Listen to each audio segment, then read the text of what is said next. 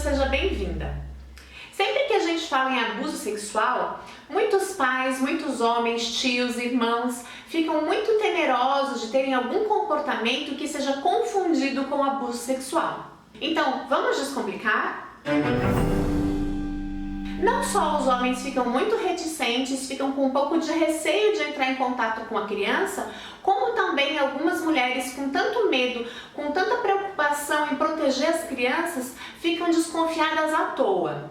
Então, nesse vídeo vamos falar de algumas questões relativas ao medo de que uma criança sofra abuso sexual.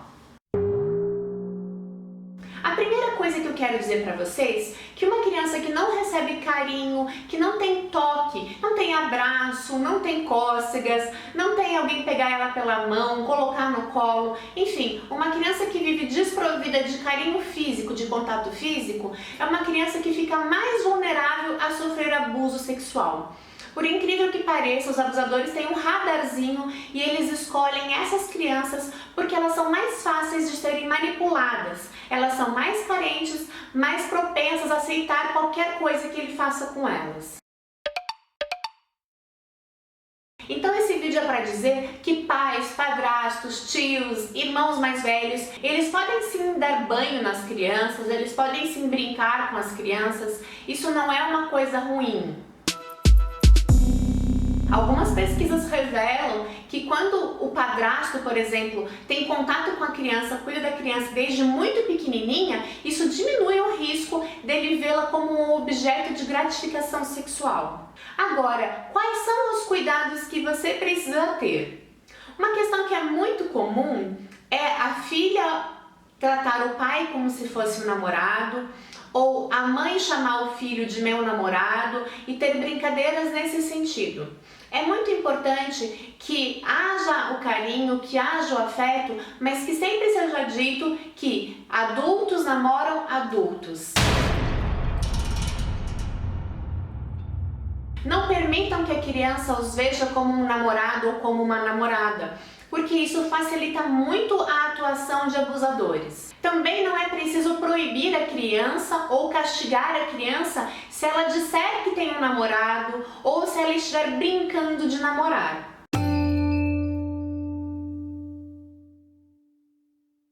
Muitas vezes as crianças dizem que tem um namorado e o namoro consiste em: eu gosto de você, eu tenho uma atenção especial com você, pronto, isso faz de mim o seu namorado, a sua namorada, e cada um continua brincando, às vezes até em grupos separados, mas um e o outro se dizem namorados. Não há nada mais inocente, não há nada mais ingênuo nesse relacionamento. Não tem nada de ruim nisso, não há por que os adultos entrarem em pânico, proibirem, brigarem, castigarem. Brincar de namorar também é uma coisa muito comum.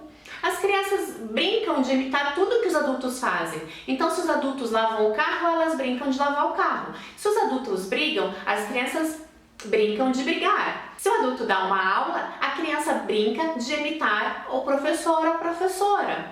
E como os adultos namoram, as crianças também vão brincar de namorar. Não há nada de errado nisso. O importante é estar atento ao tipo de brincadeira. O que é uma brincadeira natural de crianças, do que elas estão imitando, e o que pode ser um sinal de que a criança esteja sofrendo um abuso sexual. Por exemplo, as crianças brincarem de namorar, de ficarem uma em cima da outra, de abraçarem, é uma brincadeira. Uma criança querer que a outra criança faça sexo oral não é uma brincadeira. Esse já é um conhecimento, uma informação que uma criança pequenininha não tem ou não deveria ter. Então, se vocês souberem de uma criança que propôs isso, que falou disso, é um caso que a gente vai ter que investigar melhor. Agora, voltando aos adultos, a relação do adulto com a criança, o contato entre os dois, quais são as outras questões que é importante a gente ficar atento? Uma questão que é meio óbvia é perceber se o adulto, ao ficar olhando para a criança ou no contato com a criança, tiver uma ereção.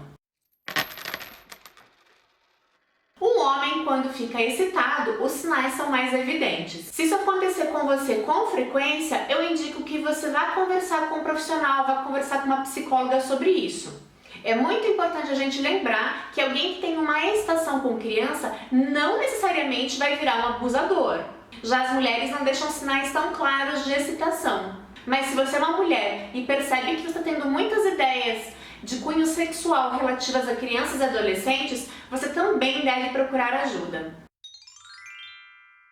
Agora, uma coisa que é fundamental é que se você perceber que um adulto, não importa em quem seja, não importa o quanto você confie nesse adulto, mas se você notar que um adulto começa a tratar seu filho, sua filha, enfim, alguma criança de uma forma muito especial, refere que essa criança é predileta, enfatiza o quanto ela é inocente, ingênua, pura, mas principalmente tenta arrumar subterfúgios para ficar a sós com essa criança, aí este é um sinal de alerta bem importante. Um cuidado que vale a pena e que é muito simples de ter é você ensinar a criança a sempre brincar com a porta aberta. Quando a criança sabe que ela tem que deixar a porta aberta com qualquer adulto, ela vai deixar a porta aberta com qualquer adulto. Fica muito mais fácil estabelecer esse limite com a criança do que deixar ela ficar com a porta trancada com algumas pessoas e não com outras. É difícil para a criança discriminar e entender essas diferenças.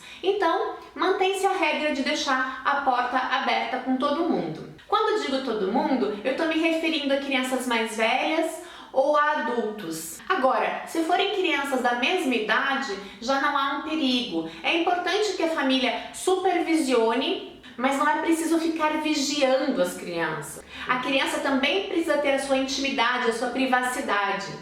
A gente só não vai permitir isso quando houver um risco. Então se lembrem sempre que crianças da mesma idade brincando juntas, se quiserem deixar a porta fechada por alguns momentos, não entrem em pânico, não fiquem apavorados. De vez em quando entrem lá para levar um copo d'água, para perguntar se querem comer alguma coisa. Supervisione, mas não exagerem. Então essas eram as principais dicas de hoje. Continuem sendo afetivos, amorosos com as crianças, seja você homem ou mulher, não é isso que vai determinar o potencial abuso. A gente tem que lembrar que mulheres também cometem abuso sexual e que impedir a criança do contato com o homem não a protege. Então a gente desenvolve estratégias para proteger a criança de qualquer potencial abusador.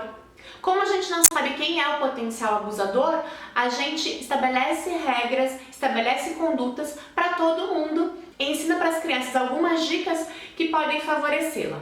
Então, se você tem alguma outra dica e pode compartilhar com a gente, use os comentários para fazer isso. Se você não quiser compartilhar nos comentários, escreve aqui no e-mail sexualidadedescomplicada@outlook.com. E aí eu posso estar trazendo isso para as outras pessoas num vídeo posterior. Espero vocês, conto com a contribuição de cada um, de cada uma. Um abraço e até o próximo vídeo.